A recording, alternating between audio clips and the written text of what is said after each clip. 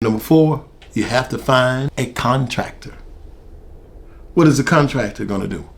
The contractor can help you with certain things, of course, like the square footage of the home, to help you find blueprints for your home.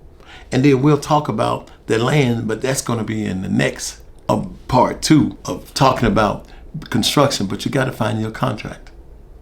Now, hopefully you can find a good contractor.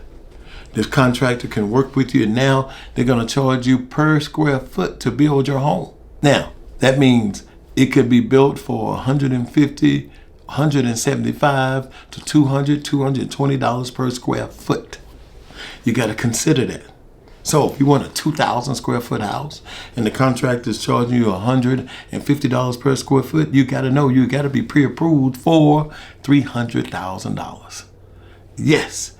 This segment in part 1 of a construction loan, owning your own house, not buying someone else's older home, and then having an asset on your side, regardless of how high the interest rates are now. I believe you should own your home as opposed to just being a renter.